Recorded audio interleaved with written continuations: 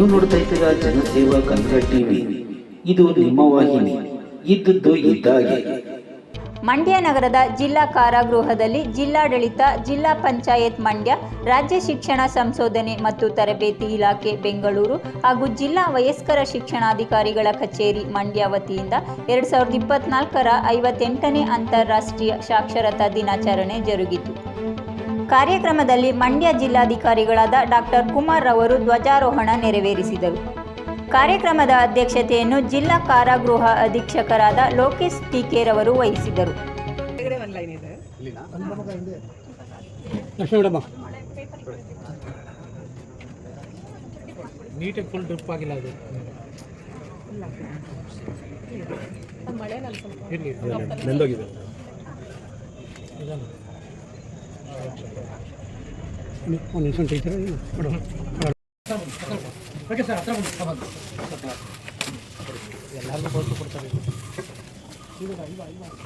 ಸುಮ್ಮನೆ ರೇ ಮಾತಾಡ್ಬಿಡಿ ರೀ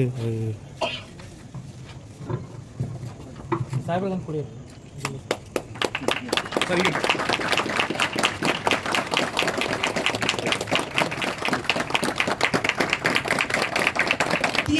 ರೀತಿಯಲ್ಲಿ ನಿಮ್ಮ ಬದಲಾವಣೆ ಆಗಲಿ ಅಂತ ಕೇಳ್ಕೊಳ್ತಾರೆ.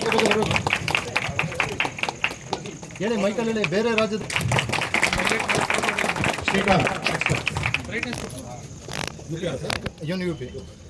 ಇವರು ಕೂಡ ಹಿಂದಿ ಭಾಷಿಕರು, ಕನ್ನಡವನ್ನು ಬಹಳ ಅಚ್ಚುಕಟ್ಟಾಗಿ ಕಲಿತು ಓದಿದ್ದಾರೆ. Rajasthan Raju TV. Next Shiraram Raju 148 sir, 150 148. ಯಾಕೋ ನಾಗರಾಜು, ರಾಮಕೃಷ್ಣ, ಗಣೇಶ್ ಕಲಿಸಿದ್ದಾಗಿದೆ. ಕಲಿತು ಕಲಿಯೋದಕ್ಕೆ ಬಂದ ಮೇಲೆ ಖುಷಿಯಾಗಿ ಕೋಟಿ ಕೊಟ್ಟರು ನಮಗೆ ಇದೇ ಕಲಿಯೋಕೆ ಆಗ್ತಾ ಇರಲಿಲ್ಲ. ಇವಾಗ ಎಷ್ಟು ಕೋಟಿ ಎಲ್ಲ ನಿಮ್ಮ ಮಂದಿನ ಸತ್ರೂ ಪರವಾಗಿಲ್ಲ. ಇವಾಗ ಒಂಥರ ನೆಮ್ಮದಿ ಸರ್. ಇದು ಕಾರ್ಯಗೃಹ ಅಂತ ನಾವು ಹೇಳ್ತಾ ಇಲ್ಲ, ಏನೋ ಒಂದು ಕಲಿಕೆಗೆ ಒಂದು ನಮಗೆ ಶಿಕ್ಷಣ ಆದರೂ ಪರವಾಗಿಲ್ಲ. ನನಗೆ ಏನೋ ಒಂದು ನೆಮ್ಮದಿ ಸಿಕ್ತು. ಶಿಕ್ಷಣ ಕಲಿಯೋದಕ್ಕೆ ಸಂತೃಪ್ತಿ ಇದೆ. ಸಾಕ್ಷರ ಸನ್ಮಾನದಲ್ಲಿ ಮುಖ್ಯವಾಗಿ ಸಾಹಿತ್ಯ ಕೃತಿಯನ್ನ ನೀಡುವ ಮೂಲಕ ಅವರನ್ನು ಗೌರವದಿಂದ ಸನ್ಮಾನಿಸ್ತಾ ಇದ್ದಾರೆ. ದಯಮಾಡಿ ಮಂಜಣ್ಣವರು ಕರ್ನಾಟಕವನ್ನು ಸಾಕ್ಷರ, ಸಮೃದ್ಧ, ಸುಸ್ಥಿರ ಮತ್ತು ಅಭಿವೃದ್ಧಿ ನಾಡನ್ನಾಗಿಸುವ ಮಹತ್ವಾಕಾಂಕ್ಷಿ ಕಾರ್ಯಕ್ರಮಗಳು ಎಂಬುದನ್ನು ಮನವರಿಕೆ ಮಾಡಿಕೊಂಡಿದ್ದೇನೆ. ಗ್ರಾಮೀಣ ಪ್ರದೇಶದ ಪ್ರತಿಯೊಬ್ಬರ ಮನೆ ತಲುಪಿ ಮಹಿಳೆ ಮತ್ತು ಶಿಕ್ಷಣ ವಂಚಿತ ವರ್ಗದವರ ಕಲಿಕೆಗಾಗಿ ಈ ಕಾರ್ಯಕ್ರಮವು ಜನಾಂದೋಲನಗೊಳ್ಳಲು ಕಾಯ ವಾಚ ಮನಸ ಪಾಲ್ಗೊಂಡು ಸೇವೆ ಸಲ್ಲಿಸುವ ಸಂಕಲ್ಪ ಮಾಡಿಕೊಂಡಿದ್ದೇನೆ. ಅನಕ್ಷರಸ್ಥರೆಲ್ಲರೂ ಅಕ್ಷರ ಕಲಿತು ಸಾಕ್ಷರಸ್ಥರಾಗಿ ಕೌಶಲಾಭಿವೃದ್ಧಿ ಹೊಂದಲು ಹಾಗೂ ಕಲಿಯುತ್ತಿರುವ ಸಮಾಜದ ನಿರ್ಮಾಣಕ್ಕಾಗಿ ನಾನು ಕಲಿತ ಋಣವನ್ನು ಕಲಿಸಿ ತೀರಿಸುತ್ತೇನೆ ಎಂದು ಪ್ರಮಾಣೀಕರಿಸುತ್ತೇನೆ. ಮನುಷ್ಯ ತನ್ನನ್ನ ತಾನು ತಿಳ್ಕೊಳ್ಳುವಂಥದ್ದು ಜ್ಞಾನ. ಮನುಷ್ಯ ಎಲ್ಲಾ ಕಡೆಯಿಂದ ತಿಳ್ಕೊಳ್ಳುವಂಥದ್ದು ಜ್ಞಾನ. ಈ ಧ್ಯಾನ ಮತ್ತೆ ಜ್ಞಾನದಿಂದ ನಾವು ಈ ಅಜ್ಞಾನನ ಹೊರದೂಡಿ ಸುಜ್ಞಾನಿಗಳಾಗಬೇಕು. ಆ ಸುಜ್ಞಾನಿಗಳಾದಾಗ ಮಾತ್ರ ನಮ್ಮ ಮನಸ್ಸು ಚೆನ್ನಾಗಿರುತ್ತೆ, ನಾವು ವಾಸಿಸುವಂತ ಪ್ರದೇಶ ಚೆನ್ನಾಗಿರುತ್ತೆ, ನಮ್ಮ ಕುಟುಂಬ ಚೆನ್ನಾಗಿರುತ್ತೆ. ನಮ್ಮ ಕುಟುಂಬ ಚೆನ್ನಾಗಿದ್ದಾಗ ಎಲ್ಲರೂ ಸಹ ಚೆನ್ನಾಗಿರ್ತಾರೆ. ನಾವು ಬದುಕಬೇಕು, ಬೇರೆಯವ್ರಿಗೂ ಸಹ ಬದುಕಕ್ಕೆ ಅವಕಾಶ ಕೊಡಬೇಕು ಅನ್ನೋ ಭಾವನೆ ಎಲ್ಲರಲ್ಲೂ ಬಂದಾಗ ಬಹುಶಃ ಯಾವುದೇ ರೀತಿ ತಪ್ಪುಗಳಾಗ ಕಡಿಮೆ. ಆದ್ರಿಂದ ಎಲ್ಲರೂ ಸಹ ಶಿಕ್ಷಣ ಪಡ್ಕೊಳ್ಳಿ, ಮತ್ತೆ ಶಿಕ್ಷಣ ಪಡ್ಕೊಳ್ಳೋಂಥಕ್ಕೆ ಪ್ರೇರೇಪಣೆ ನೀಡಿ. ನಾವೆಲ್ಲ ಸ್ವಾರ್ಥಿಗಳಾಗಿ ಬದುಕುವಂಥದ್ದನ್ನ ಮೊದಲು ಬಿಡಬೇಕು. ಯಾಕಂದ್ರೆ ಪ್ರತಿಯೊಬ್ಬರು ಸಹ ಸ್ವಾರ್ಥಿಗಳಾಗ್ಬಿಟ್ರೆ ಅಲ್ಲಿ ಸಮಾಜ ಉದ್ಧಾರ ಆಗೋದು ಕಷ್ಟ. ಒಂದು ಪ್ರಮುಖ ಒಂದು ಒಳ್ಳೆ ಸಮಾಜ ನಿರ್ಮಾಣ ಮಾಡ್ಬೇಕಂತ ಅಂದ್ರೆ ಅಲ್ಲಿ ಶಿಕ್ಷಣದ ಪಾತ್ರ ಬಹುಮುಖ್ಯ. ಆ ಉದ್ದೇಶಕ್ಕೋಸ್ಕರನೇ ಏನು ನಾವು ಅಂತಾರಾಷ್ಟ್ರೀಯ ಸಾಕ್ಷರತಾ ದಿನಾಚರಣೆಯನ್ನ ಪ್ರತಿ ವರ್ಷ ಸೆಪ್ಟೆಂಬರ್ 8ನೇ ತಾರೀಕು ಆಚರಣೆ ಮಾಡ್ಕೊಂಡು ಬರ್ತಾ ಇದ್ದೀರಿ. ಶಿಕ್ಷಣದ ಮಹತ್ವವನ್ನು ತಿಳ್ಕೊಳ್ಳೋಂಥಕ್ಕೆ ಈಗ ಸರ್ಕಾರ ಅನೇಕ ಕಾರ್ಯಕ್ರಮಗಳನ್ನ ಮಾಡಿದ. ಏನು ಉದ್ದೇಶ? ಎಲ್ಲರೂ ಸಹ ಶಿಕ್ಷಣವಂತರಾಗಬೇಕು ಅನ್ನೋಂಥ ಉದ್ದೇಶದಿಂದ. ಆ ಶಿಕ್ಷಣವಂತರು ಆದಾಗ ಅದಕ್ಕಿಂತ ಮೋಸ್ಟ್ಲಿ ದೊಡ್ಡ ಒಂದು ಹಣವಂತ ಇನ್ನೊಂದಿಲ್ಲ ಅಂತ ಭಾವಿಸ್ತೀವಿ. ಯಾಕಂದ್ರೆ ನಾವಾಗ್ಬೋದು, ಕುಮಾರ್ ಆಗ್ಬೋದು, ಲೋಕೇಶ್ ಆಗ್ಬೋದು, ಎಲ್ಲ ಎಜುಕೇಶನ್ ಬೇಸ್ ಮೇಲೆ ನಾವಿಲ್ಲಿ ಬಂದಿರುವಂಥದ್ದು, ಶಿಕ್ಷಣದಿಂದ ನಾವಿಲ್ಲಿ ಬಂದಿರುವಂಥದ್ದು. ಅದರಿಂದ ಆ ಶಿಕ್ಷಣಕ್ಕೆ ಆ ಒಂದು ತಾಕತ್ತಿದೆ. ಒಂದು ಸಮಾಜ ಬದಲಾವಣೆ ಆಗ್ಬೇಕಪ್ಪ ಅಥವಾ ಒಂದು ದೇಶ ಅಭಿವೃದ್ಧಿ ಪಥದತ್ತ ಮುನ್ನುಗ್ಬೇಕಪ್ಪ ಅಂತಂದಾಗ ಅದರಲ್ಲಿ ಪ್ರಮುಖ ಪಾತ್ರ ವಹಿಸುವಂಥದ್ದು ಶಿಕ್ಷಣ. ಯಾಕಂದ್ರೆ ಅಜ್ಞಾನದಿಂದ ಏನು ಮಾಡೋಕ್ಕಾಗಲ್ಲ. ಅಜ್ಞಾನನ ತೊಡೆದಾಕ್ಬೇಕಪ್ಪ ಅಂದ್ರೆ ಶಿಕ್ಷಣ ಇಂಪಾರ್ಟೆಂಟ್. ನಾವು ತಪ್ಪು ಮಾಡ್ಬಿಟ್ಟು ನಮ್ಗೆ ಗೊತ್ತಿರ್ಲಿಲ್ಲ ಅಜ್ಞಾನ ಇದೆ ಅಂತ ಹೇಳಿದ್ರೆ ಕ್ಷಮಿಸ್ತಾರೆ ಯಾರನ್ನ? ಕ್ಷಮಿಸಲ್ಲ. ಅದರಿಂದಾಗಿ ಶಿಕ್ಷಣವಂತರಾಗೋಣ, ಶಿಕ್ಷಣನ ಕಲಿಯೋಣ, ಬೇರೆಯವ್ರಿಗೂ ಸಹ ಕಲಿಸೋಣ. ಅದಕ್ಕೋಸ್ಕರನೇ ಭಾರತ ಸಂವಿಧಾನದ ಮೂಲಭೂತ ಸ್ವಾತಂತ್ರ್ಯದಲ್ಲಿ ಅಭಿವ್ಯಕ್ತಿ ಸ್ವಾತಂತ್ರ್ಯ ಅನ್ನೋದು ಸಹ ಕೊಡಮಾಡಿರುವಂಥದ್ದು ಈ ಶಿಕ್ಷಣದ ಪ್ರಮುಖತೆ ಅಂತ ಹೇಳಿದ್ರೆ ತಪ್ಪಾಗಲಾರ್ದು. ಅದರಿಂದಾಗಿ ಎಲ್ಲರೂ ಸಹ ಏನು ಶಿಕ್ಷಣಕ್ಕೆ ಹೆಚ್ಚಿನ ಆದ್ಯತೆ ಕೊಡೋಣ. ಏನು ನಿಮ್ಮ ಕುಟುಂಬದಲ್ಲಿ ನಿಮ್ಮ ಮಕ್ಕಳಿರ್ಬೋದು, ಪ್ರತಿಯೊಬ್ಬರನ್ನು ಸಹ ಶಿಕ್ಷಣವಂತರನ್ನಾಗಿ ಮಾಡಿ, ಅವ್ರನ್ನ ಆಸ್ತಿವಂತರನ್ನಾಗಿ ಮಾಡಿ ಮಾಡುವಂಥದ್ದು ಬೇಡ. ನೀವು ಶಿಕ್ಷಣವಂತರನ್ನಾಗಿ ಮಾಡಿದಾಗ ಅವ್ರು ಒಳ್ಳೆ ಗುಣವಂತರಾಗ್ತಾರೆ. ನಮ್ಮ ಸಮಾಜದಲ್ಲಿ ಬೇಕಾಗಿರುವಂಥವ್ರು ಶಿಕ್ಷಣವಂತರು ಮತ್ತೆ ಗುಣವಂತರು. ಇಲ್ಲೊಬ್ರು ಕೂತಿದ್ದಾರೆ, ಬಹಳಷ್ಟು ಚಿಕ್ಕ ಮಕ್ಕಳ ತರ ಏನೋ ನಿಮಗೆ ಶಿಕ್ಷೆಯನ್ನ ಕೊಡುವಂತವ್ರು ನಿಮ್ಮ ಎದುರುಗಡೆನೆ ಇದ್ದಾರೆ. ನಿಮ್ಮನ್ನ ಬಂಧಿಸೋರು ಪೊಲೀಸ್ ಇಲ್ಲೇ ಇದ್ದಾರೆ. ನಿಮಗೆ ಶಿಕ್ಷಣ ಕೊಡುವಂತ ಶಿಕ್ಷಣ ಡಿಪಾರ್ಟ್ಮೆಂಟು ಇಲ್ಲೇ ಇದೆ. ಎಲ್ಲ ಇಲಾಖೆಗಳು ಇಲ್ಲಿದೆ. ನನ್ನ ಪ್ರಕಾರ ಅಯಸ್ಕಾಂತ ಶಕ್ತಿಗಿಂತ, ವಿದ್ಯುತ್ ಶಕ್ತಿಗಿಂತ, ಕಬ್ಬಿಣ ಉಕ್ಕಿನ ಶಕ್ತಿಗಿಂತ ಶಿಕ್ಷಣ ಶಕ್ತಿ ಮಿಗಿಲು. ಶಿಕ್ಷಣ ಶಕ್ತಿ ನಮ್ಮ ಮಕ್ಕಳ ಯುಕ್ತಿ ಇದೆಯಲ್ಲ, ಆ ಮಕ್ಕಳ ಯುಕ್ತಿ ಇಡೀ ನಮ್ಮ ದೇಶದ ಶಕ್ತಿ. ನೀವೆಲ್ಲ ಇರಬೇಕು ಗುರುವಿನಲ್ಲಿ ಭಕ್ತಿ. ಇದು ನನ್ನ ಸ್ವಾಗತಿತ ಕವನ. ಆಮೇಲೆ ಹೇಳ್ತಾರೆ ಶಿಕ್ಷಣ ಏನು? ಶಿಕ್ಷಣ ಇಂದಿನ ಶಿಕ್ಷಣ ಸಾಕ್ಷರತೆ ಇನ್ನೇನಲ್ಲ, ಓದುವುದು, ಬರೆಯುವುದು, ಕಲಿಯುವುದು. ನಾನು ಇಷ್ಟೆಲ್ಲ ಪ್ರಶ್ನೆ ಮಾಡೋದಿಲ್ಲ. ಇಲ್ಲೊಂದು ಮಂಜುನಾಥ್ ಬರೆದಿದ್ದಾರೆ ಆ ಕವನ ಅಥವಾ ಅವರ ವಾಕ್ಯ ಓದಬೇಕು ಅನಿಸ್ತು ನನಗೆ.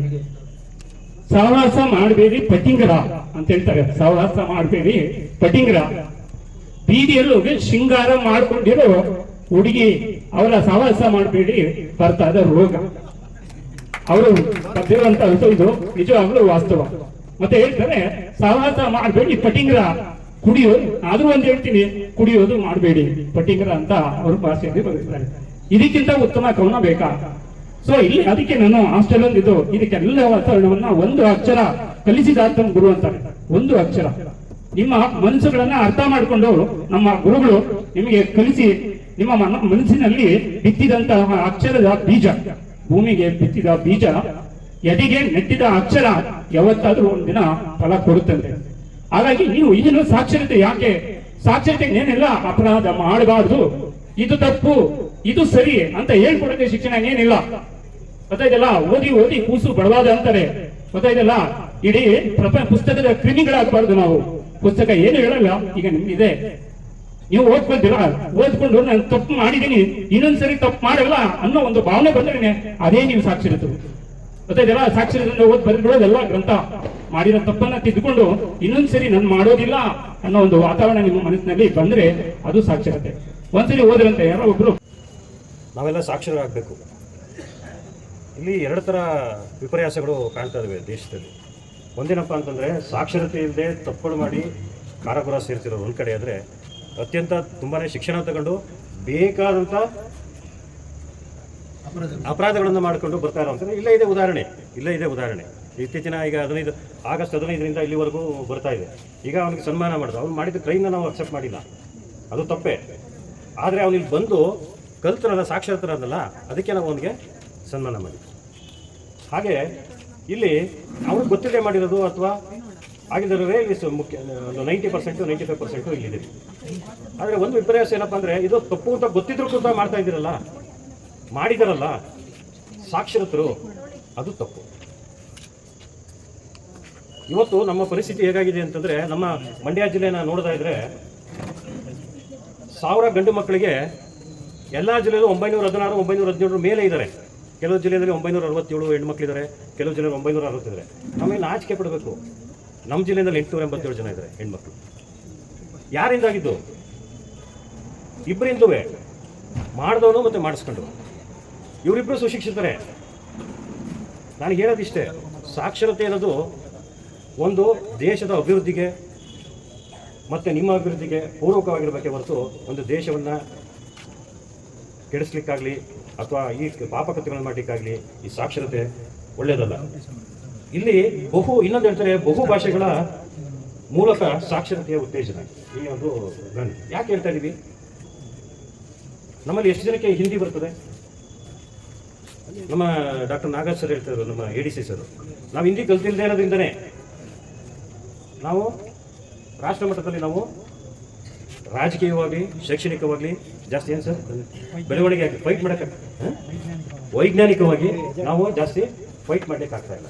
ಸೊ ಇವತ್ತಿನ ಗಂಡಾಘೋಷ ಬರೀ ಕನ್ನಡ ಕಲೀರಿ ಅಂತಲ್ಲ, ಕನ್ನಡ ಬರೀರಿ ಓದಿ ಅಂತಲ್ಲ, ಬಹುಭಾಷಾ ನೀವೆಲ್ಲ ಎಷ್ಟು ಭಾಷೆ ಆಗುತ್ತೋ ಅಷ್ಟು ಭಾಷೆ ಕಲ್ತ್ಕೊಳ್ಳೋದ್ರ ಬಗ್ಗೆ ಎಲ್ಲ ಗಮನ ಹರಿಸಿ ಅಂತ ಹೇಳ್ತಾ, ಇಲ್ಲಿ ಯಾರೇ ತಪ್ಪು ಮಾಡ್ಕೊಂಡು ಬಂದಿದ್ರು ಇನ್ನು ಮುಂದೆ ರೀತಿ ತಪ್ಪು ಮಾಡಲ್ಲ ಅಂತ ಹೇಳ್ಬಿಟ್ಟು ಪ್ರತಿಜ್ಞೆ ಮಾಡ್ತಾ, ಇಲ್ಲಿ ಸಾಕ್ಷರರಾಗಿ ಬಹುಭಾಷೆಯನ್ನು ಕಲೀರಿ, ನಿಮಗೆ ಲೈಬ್ರರಿ ಫೆಸಿಲಿಟೀಸ್ ಇದೆ, ಎಲ್ಲ ಇದೆ ಅಂತ ಹೇಳ್ತಾ ಇಲ್ಲಿ ಹೋಗ್ಬೇಕಾದ್ರೆ ಮನಪರಿವರ್ತನೆ ಆಗಿ ಹೋಗಿ ಅಂತ ಹೇಳ್ತಾ ನಾನು 2 ಮಾತು ಮುಗಿಸ್ತೇನೆ.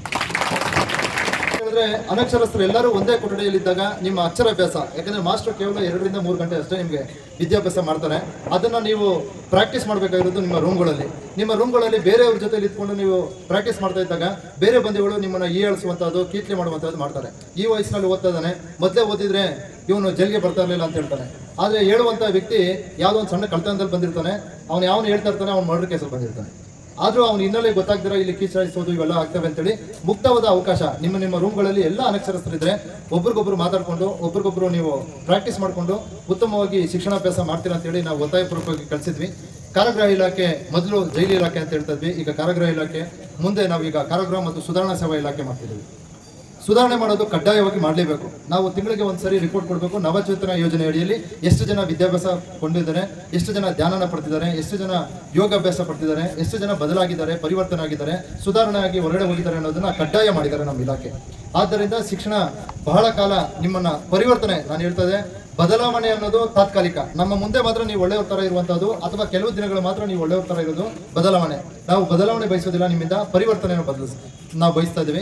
ಪರಿವರ್ತನೆ ಅಂತ ಹೇಳಿದ್ರೆ ಶಾಶ್ವತವಾಗಿ ನೀವು ಒಂದು ಏನು ಈಗ ಇರುವಂತಹ ಸ್ಥಿತಿಯಿಂದ ಸಂಪೂರ್ಣವಾಗಿ ಪರಿವರ್ತನೆ ಆಗುವಂತಹದ್ದು.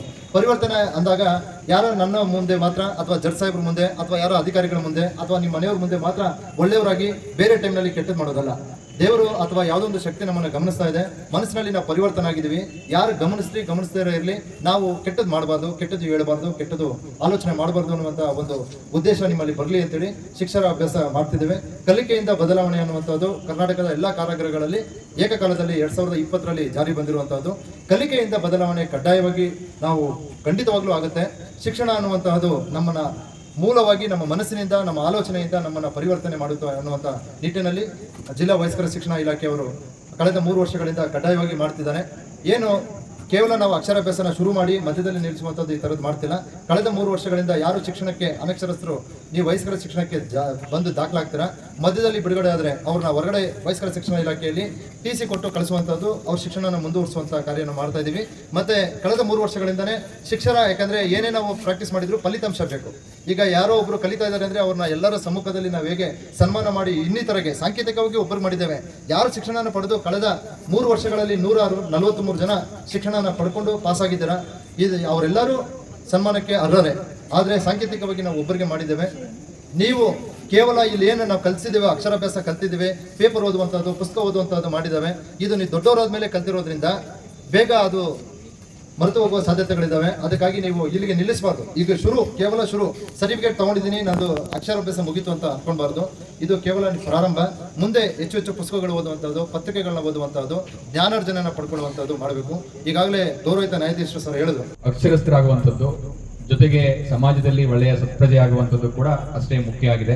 ಆ ದೃಷ್ಟಿಯಿಂದ ಎಲ್ಲಾ ಕಡೆ ನಾವು ಸಾಕ್ಷರತಾ ದಿನಾಚರಣೆಯನ್ನ ಆಚರಣೆ ಮಾಡಿಕೊಂಡು ಬರ್ತಾ ಇದ್ದೇವೆ. ಏನು ಸ್ವತಂತ್ರ ಪೂರ್ವದಲ್ಲಿದ್ದಂತ ನಮ್ಮ ಭಾರತ ದೇಶದ ಸಾಕ್ಷರತೆಯನ್ನ ಹೋಲಿಕೆ ಮಾಡಿ ನೋಡ್ಕೊಂಡಂತ ಸಂದರ್ಭದಲ್ಲಿ ಇವತ್ತಿನ ಪರಿಸ್ಥಿತಿಗೆ ಎಲ್ಲೋ ಒಂದ್ ಕಡೆ ಸಾಕ್ಷರತೆ ಪ್ರಮಾಣ ಹೆಚ್ಚಾಗಿದೆ. ಆದರೆ ಇನ್ನೂ ಕೂಡ 100% ಜನರು ಕೂಡ 100ಕ್ಕೆ 100 ಜನರು ಕೂಡ ಅಕ್ಷರಸ್ಥರು ಸಾಕ್ಷರತೆಯನ್ನ ಹೊಂದಿರತಕ್ಕಂಥವ್ರ ಸಂಖ್ಯೆ ಇನ್ನೂ ಕೂಡ ಮುಕ್ತಾಯ ಆಗಿಲ್ಲ, ಅಂದ್ರೆ ಪೂರ್ಣ ಆಗಿಲ್ಲ. ಹಾಗಾಗಿ ಅದಾಗಬೇಕಾಗಿದೆ. ಯಾಕೆ ವಿಶೇಷವಾಗಿ ಜಿಲ್ಲಾ ಕಾರಾಗೃಹದಲ್ಲೇ ಈ ಒಂದು ಕಾರ್ಯಕ್ರಮವನ್ನು ಮಾಡಲಾಗಿದೆ ಅಂತ ಹೇಳಿದ್ರೆ, ನಮಗೆಲ್ಲ ತಿಳಿದಂತೆ ಗೊತ್ತಿರೋರೆಲ್ಲರೂ ಕೂಡ ತಾವೆಲ್ಲ ಏನು ಕಾರಾಗೃಹ ಬಂದಿಗಳಾಗಿ ಗೊತ್ತಿದ್ದೀರಾ. ಇಲ್ಲಿಗೆ ಬರಲಿಕ್ಕೆ ಅನೇಕ ಕಾರಣಗಳಿರ್ತದೆ. ಎಲ್ಲೋ ಒಂದ್ ಕಡೆ ಆ ಪರಿಸ್ಥಿತಿ, ಸಾಮಾಜಿಕ ಪರಿಸ್ಥಿತಿ ಆಗಿರ್ಬೋದು, ಕೌಟುಂಬಿಕ ಪರಿಸ್ಥಿತಿ ಆಗಿರ್ಬೋದು, ಅಥವಾ ನಿಮ್ಮ ಮನಸ್ಥಿತಿ ಆಗಿರ್ಬೋದು, ಇವೆಲ್ಲರ ಪರಿಸ್ಥಿತಿಯಿಂದಲೂ ಕೂಡ ಅಚಾತುರ್ಯವಾಗಿ ಇಲ್ಲಿ ಬಂದು ಕೂತಿರ್ತಾರೆ. ಯಾರು ಉದ್ದೇಶಪೂರ್ವಕವಾಗಿ ನಾನು ತಪ್ಪು ಮಾಡಿ ಜೈಲಿಗೆ ಹೋಗ್ಬೇಕಂತ ಯಾರು ಇಲ್ಲಿ ಬಂದಿಲ್ಲ, ಹೌದಲ್ವಾ? ಯಾರು ಬಂದಿಲ್ಲ ತಾನೆ ಉದ್ದೇಶಪೂರ್ವಕವಾಗಿ ಹೋಗ್ಬೇಕಂತ. ಆ ಸಮಯ, ಆ ಸಂದರ್ಭದಲ್ಲಿ ನಿಮಗಿರುವಂತ ವಿವೇಚನೆ, ತಾಳ್ಮೆ, ಬುದ್ಧಿ ಇವೆಲ್ಲವೂ ಕೂಡ ಕಾರಣಕರ್ತರಾಗಿದೆ. ಅವೆಲ್ಲವೂ ಕೂಡ ಕಾರಣಕರ್ತರಾಗಿರೋಂಥದ್ದಕ್ಕೆ ಎಲ್ಲೋ ಒಂದ್ ಕಡೆ ಹಿಂದೆ ನಮ್ಮ ಜ್ಞಾನ ಅನ್ನೋದು ಕೂಡ ಕಾರ್ಯವನ್ನು ನಿರ್ವಹಿಸುತ್ತೆ. ಯಾಕೆ ಈ ಮಾತು ಹೇಳ್ತಾ ಇದ್ದೀನಿ ಅಂದರೆ, ಮನುಷ್ಯ ತಪ್ಪು ಮಾಡೋ ಅಂಥದ್ದು ಸಹಜ. ತಪ್ಪು ಮಾಡಿದ ಮೇಲೆ ಬದಲಾವಣೆ ಮಾಡ್ಕೊಳ್ಳಿಕ್ಕೂ ಕೂಡ ಒಂದು ಅವಕಾಶಗಳ ಇರ್ತದೆ. ಎಲ್ಲೋ ಒಂದ್ ಕಡೆ ನಡೆದು ಹೋಗ್ಬೇಕಾದ್ರೆ ಒಂದು ಕಲ್ಲನ್ನ ಎಡವಿ ಬಿದ್ದಂತ ಸಂದರ್ಭದಲ್ಲಿ ಇವತ್ತು ಕಲ್ಲು ಎಡವಿ ಬಿದ್ದಾಗ ಇನ್ನೊಂದು ದಿನ ಅದೇ ದಾರಿಲಿ ಹೋಗ್ಬೇಕಾರೆ ನಮ್ಗೇನ್ ಬರಬೇಕು? ನೆನೆ ನಾನು ಇಲ್ಲಿ ದಾರಿನಲ್ಲಿ ನಡೆದು ಹೋಗ್ಬೇಕಾರೆ ಕಲ್ಲಿತ್ತು, ಎಡವಿದ್ದೆ, ಬಿದ್ದಿದ್ದೆ, ಜೋಪಾನ ಹೋಗ್ಬೇಕು ಅನ್ನುವಂತ ಪ್ರಜ್ಞೆ ಅಂತ ನಾವು ಕರಿತೇವೆ. ಆ ಪ್ರಜ್ಞೆ ಬರಬೇಕು, ಆವಾಗ ಮಾತ್ರ ಬದಲಾವಣೆ ಅಂತ ಸಾಧ್ಯ ಆಗುತ್ತೆ. ಮಾಡಿದ ತಪ್ಪನ್ನೇ ಮಾಡ್ತಾ ಹೋದ್ರೆ ಮನುಷ್ಯನಿಗೂ ಮತ್ತೆ ಪ್ರಾಣಿಗಳಿಗೂ ವ್ಯತ್ಯಾಸ ಇರೋದಿಲ್ಲ. ಹಾಗಾಗಿ ಬೀಳುವುದು ತಪ್ಪಲ್ಲ, ಆದರೆ ಬಿದ್ದಲ್ಲಿಯೇ ಬೀಳುವುದು ತಪ್ಪು. ತಪ್ಪು ಮಾಡುವುದು ತಪ್ಪಲ್ಲ, ಆದರೆ ಮಾಡಿದ ತಪ್ಪನ್ನೇ ಮಾಡುತ್ತಾ ಹೋಗುವುದೇ ಅತಿ ದೊಡ್ಡ ತಪ್ಪು. ಯಾಕೆ ಈ ಮಾತು ಹೇಳ್ತಾ ಇದ್ದೀನಿ ಅಂದ್ರೆ, ಬಂದಿರುವಂತ ನೀವೆಲ್ಲರೂ ಕೂಡ ಆಗ್ಲೇ ಹೇಳಿದೆ, ನೀವ್ಯಾರು ಉದ್ದೇಶಪೂರ್ವಕವಾಗಿ ಬಂದಿಲ್ಲ. ಏನೋ ಒಂದು ಪರಿಸ್ಥಿತಿ ಕೈ ಮೀರಿ ಹೋಗಿರುತ್ತೆ. ತಾಳ್ಮೆಯನ್ನ ನೀವು ನಿಯಂತ್ರಿಸಲಿಕ್ಕೆ ವಿಫಲರಾಗಿರ್ತೀರಾ. ಆ ಪರಿಸ್ಥಿತಿಯನ್ನು ನಿಭಾಯಿಸಲಿಕ್ಕೆ ಒಂದು ವಿಫಲರಾಗಿರ್ತೀರಾ. ಆ ಕಾರಣದಿಂದ ಬಂದಿರ್ತೀರಾ. ಸೊ ಹಾಗಾಗಿ ಅವೆಲ್ಲದರ ಹೊರತಾಗಿ ಒಂದು ಬದಲಾವಣೆಯನ್ನ ಕಂಡುಕೊಳ್ಳಿಕ್ಕೆ ದೇವರು ನಿಮಗೆ ಅವಕಾಶಗಳನ್ನ ಕೊಟ್ಟಿರ್ತಾನೆ. ಎಲ್ಲೋ ನಾನು ಒಳಗಡೆ ಕೂತಿದ್ದೀನಿ, ಜೈಲೊಳಗಡೆ ಇದ್ದೀನಿ, ಬಂದಿ ಖಾನೆ ಒಳಗಡೆ ಇದ್ದೀನಿ ಅನ್ನುವಂತ ಒಂದು ನಕಾರಾತ್ಮಕ ಭಾವನೆಯನ್ನ ತೊಡೆದಾಕಿ ಇಲ್ಲಿಯೂ ಕೂಡ ನೀವು ಪರಿವರ್ತನೆ ಆಗಿ ಹೊರಗಡೆ ಹೋಗ್ಬೇಕಾದ್ರೆ ಆಗ್ಲಿಕ್ಕೆ ಅವಕಾಶಗಳಿದೆ. ಯಾರು ಅಕ್ಷರಗಳನ್ನ ಕಲ್ತಿಲ್ಲ ಅಥವಾ ಓದ್ಲಿಕ್ಕೆ ಬರೋದಿಲ್ಲ, ಬರೆಯಕ್ಕೆ ಬರೋದಿಲ್ಲ ಅಂತವ್ರು ಯಾರಾದ್ರೂ ಇದ್ರೆ ದಯಮಾಡಿ ಹೋಗೋದ್ರೊಳಗಡೆ ಕಲ್ತು ಹೋಗ್ಬೇಕು. ಯಾರಿಗೆ ವಿದ್ಯೆ ಇದೆ, ವಿದ್ಯೆ ಇರೋರು ಇದ್ದಾರೆ, ಇಲ್ಲ ಅಂತ ಹೇಳ್ತಾರೆ. ಯಾರಿಗೆ ವಿದ್ಯೆ ಇದೆ, ಜ್ಞಾನ ಇದೆ, ಬುದ್ಧಿವಂತರಿದ್ದಾರೆ, ಓದಿದ್ದಾರೆ, ಅವರು ಕೂಡ ತಮ್ಮ ಸಮಯವನ್ನ ವ್ಯಯ ಮಾಡ್ಕೊಳ್ಳೋದಲ್ಲೇ ಇಲ್ಲಿ ಕೂತು ಇಲ್ಲಿ ವಿದ್ಯೆ ಎಂಬ ಕೃಷಿಯನ್ನ ಮಾಡ್ಬೇಕು. ಇಲ್ಲಿ ನೀವು ಉಳುಮೆ ಮಾಡ್ಬೇಕು. ಹಳ್ಳಿ ಕಡೆ ಉಳುಮೆ ಮಾಡ್ತಾರೆ, ಜ್ಞಾನ ಎಂಬ ಒಂದು ಕೃಷಿಯನ್ನ ಮಾಡ್ಬೇಕು. ಒಳ್ಳೊಳ್ಳೆ ಪುಸ್ತಕಗಳನ್ನ ಓದ್ಬೇಕು. ಲೈಬ್ರರಿ ಇರುತ್ತೆ. ಯಾಕೆ ಹಿಂಗಾಯ್ತು ಪರಿಸ್ಥಿತಿ, ನಾವು ಯಾಕೆ ಇಲ್ಲಿ ಬಂದಿದ್ದೀವಿ ಅನ್ನುವಂಥದ್ದನ್ನ ಆತ್ಮಾವಲೋಕನವನ್ನು ನೀವು ಮಾಡ್ಕೋಬೇಕು. ಯಾರು ಆತ್ಮಾವಲೋಕನ ಮಾಡ್ಕೊಳ್ಳಿಲ್ಲ ಅಂತ ಹೇಳಿದ್ರೆ ಅದು ನಿರರ್ಥಕ ಆಗುತ್ತೆ. ಹಾಗಾಗಿ ಬಂದಿರುವಂತಹ ಪ್ರಸಂಗದ ಆಧಾರದ ಮೇಲೆ ಯಾಕೆ ಬಂದಿದ್ದೀವಿ, ಯಾಕೆ ಹಿಂಗಾಯ್ತು ಅನ್ನುವಂಥ ಆತ್ಮಾವಲೋಕನ ಮಾಡಿಕೊಳ್ಳುವ ಮೂಲಕ, ಒಳ್ಳೆಯ ಪುಸ್ತಕಗಳನ್ನ ಕಲಿಯುವ ಮೂಲಕ, ಓದುವ ಮೂಲಕ ಮನಪರಿವರ್ತನೆ ಮಾಡಿಕೊಂಡು ಸಮಾಜಕ್ಕೆ ಇನ್ನೂ ಒಬ್ಬ ಒಳ್ಳೆಯ ವ್ಯಕ್ತಿಯಾಗಿ ಹೊರಗಡೆ ಹೋಗ್ಬೇಕು ಅಂತ ನನ್ನ ಒಂದು ಕೋರಿಕೆ. ಆ ದೃಷ್ಟಿಯಿಂದ ನೀವು ಯಾರೂ ಕೂಡ ನೀವು ಕೆಟ್ಟವರು ಅಂತ ನಾನು ಹೇಳಲಿಕ್ಕೆ ಇಚ್ಛೆ ಪಡೋದಿಲ್ಲ. ಯಾಕೆಂತ ಹೇಳಿದ್ರೆ ಸಾಮಾನ್ಯವಾಗಿ ಏನಿರುತ್ತೆ ಅಂದ್ರೆ, ಜೈಲೊಳಗಡೆ ಇರೋರು, ಯಾರು ಬಂದಿ ಖಾನೆ ಒಳಗಡೆ ಇರ್ತಾರೆ, ಅವರೆಲ್ಲರೂ ಕೆಟ್ಟವರು ಅಂತ ಹೇಳ್ತಾರೆ. ಕೆಟ್ಟವ್ರು ಯಾರು ಇಲ್ಲ, ಆದ್ರೆ ಆ ಪರಿಸ್ಥಿತಿಯನ್ನು ನಿಭಾಯಿಸಲು ವಿಫಲರಾಗಿರ್ತೀರ. ಹಾಗಾಗಿ ಆ ಪರಿಸ್ಥಿತಿಯನ್ನು ನಿಭಾಯಿಸಲು ವಿಫಲರಾಗಿರೋ ಕಾರಣದಿಂದ ಕಾರಣ ಏನು ಅನ್ನೋದನ್ನ ನೀವು ಕಾರಣವನ್ನ ಕಂಡುಕೊಳ್ಬೇಕು. ಯಾವುದೇ ಸಮಸ್ಯೆಗಳನ್ನ, ತೊಡರುಗಳನ್ನ, ನಿಮ್ಗೇನು ಆ ಸಮಸ್ಯೆ ಬಂತು ಅದನ್ನ ನಿಭಾಯಿಸಲಿಕ್ಕೆ ನೀವು ವಿಫಲ ಆಗಿದ್ದೀರಾ, ಅದು ಕಂಟ್ರೋಲ್ ಮಾಡ್ಲಿಕ್ಕೆ ವಿಫಲರಾಗಿದ್ದೀರಾ, ಆ ಧಾರಣಾ ಶಕ್ತಿ ನಿಮ್ಗೆ ಕಡಿಮೆ ಇರುತ್ತೆ. ಆ ಧಾರಣಾ ಶಕ್ತಿ ಕಡಿಮೆ ಆಗ್ಲಿಕ್ಕೆ ಯಾಕೆ ಅನ್ನೋದನ್ನ ನೀವು ಆತ್ಮಾವಲೋಕನ ಮಾಡ್ಕೊಳ್ಬೇಕು. ಸೊ ಅದಕ್ಕೋಸ್ಕರ ಬಹಳ ಮುಖ್ಯವಾಗಿ ಶಿಕ್ಷಣ ಅನ್ನುವಂಥದ್ದು, ಜ್ಞಾನ ಅನ್ನುವಂಥದ್ದು ಇವೆಲ್ಲವನ್ನು ಕೂಡ ಕಲಿಸುತ್ತೆ. ಹಾಗಾಗಿ ಒಳ್ಳೆಯ ಸಂಸ್ಕಾರವನ್ನ ಕಲಿಬೇಕು, ಒಳ್ಳೆಯ ನಡತೆಯನ್ನ ಕಲಿಬೇಕು, ಒಳ್ಳೆಯ ಪುಸ್ತಕಗಳನ್ನ ಓದಬೇಕು, ಒಳ್ಳೆಯ ಮೌಲ್ಯಗಳನ್ನ ಅಳವಡಿಸ್ಕೊಡ್ಬೇಕು. ಇವೆಲ್ಲ ಇದ್ದಾಗ ಮಾತ್ರ ಒಂದು ಮೌಲ್ಯವಂತ ವ್ಯಕ್ತಿಗಳಾಗಿ ನಾವು ಬದುಕಬೇಕಾಗುತ್ತೆ. ಸೊ ಆ ದೃಷ್ಟಿಯಿಂದ ಏನು ತಪ್ಪು ಮಾಡಿ ಬಂದಿದ್ದೀರಾ, ಆ ತಪ್ಪುಗಳನ್ನ ಒಳಗಡೆನೆ ಬದುಕೋದು ಬೇಡ, ಪರಿವರ್ತನೆ ಆಗಿ. ಇಲ್ಲಿಂದಲೂ ಎಷ್ಟೋ ಜನ ನಾವು ನೋಡಿದೀವಿ, ಜೈಲು ಒಳಗಡೆ ಇದ್ಕೊಂಡು, ಬಂದಿ ಖಾನೆ ಒಳಗಡೆ ಇದ್ಕೊಂಡು ಕೆಲವೆಲ್ಲ ಡಿಗ್ರಿ ಪಾಸ್ ಮಾಡಿರೋದು ಉದಾಹರಣೆಗಳನ್ನ ಪೇಪರ್ ಅಲ್ಲಿ ನೋಡಿದ್ದೇವೆ. ಹೌದು, ನೋಡಿ. ಹಾಗಾಗಿ ಇಲ್ಲಿ ಡಿಗ್ರಿ ಪಾಸ್ ಮಾಡೋರು ಇರ್ತಾರೆ, ಕೆಲವರು ಪುಸ್ತಕ ಬರೆದಿದ್ದಾರೆ, ಕೆಲವರು ಕವನ ಬರೆದಿದ್ದಾರೆ, ಕೆಲವರು ಕಥೆ ಬರೆದಿದ್ದಾರೆ. ಹಾಗಾಗಿ ಇದ್ರ ಮೂಲಕ ಪರಿವರ್ತನೆ ಆಗಲಿ ಅಂತ ನಾನು ಹೇಳಲಿಕ್ಕೆ ಇಚ್ಛೆ ಪಡ್ತೇನೆ. ಇದುವರೆಗೂ ಕೂಡ ನಿಮಗೆ ಯಾರಾದ್ರೂ ಇಲ್ಲಿಗೆ ನನ್ನ ಅಕ್ಷರ ಬರೀಲಿಕ್ಕೆ ಬರಲ್ಲ, ನನ್ನ ಹೆಸರು ಬರೀಲಿಕ್ಕೆ ಬರಲ್ಲ ಅಂದಿದ್ದೀರಾ? ಇಲ್ಲಿ ಕೈ ಮೇಲ್ ಮಾಡಿ ಯಾರು ಇದ್ರೆ ಇದೀರಾ? ಯಾರಿಲ್ಲ ಈ ಕಡೆ? ಯಾರು ಇಲ್ಲ ಅಂದ್ರೆ ಎಲ್ಲರೂ ಸಾಕ್ಷರತ್ರ. ಸಬ್ಸ್ಕ್ರೈಬ್ ಬಟನ್ ಮೇಲೆ ಕ್ಲಿಕ್ ಮಾಡಿ ಹಾಗೂ ನಮ್ಮ ಹೊಸ ವಿಡಿಯೋ ನೋಟಿಫಿಕೇಶನ್ಗೋಸ್ಕರ ಪಕ್ಕದಲ್ಲಿ ಕಾಣುವ ಬೆಲ್ ಬಟನ್ ಮೇಲೆ ಕ್ಲಿಕ್ ಮಾಡಿ ಹಾಗೂ ಲೈಕ್ ಮಾಡಿ, ಶೇರ್ ಮಾಡಿ, ಕಮೆಂಟ್ ಮಾಡಿ.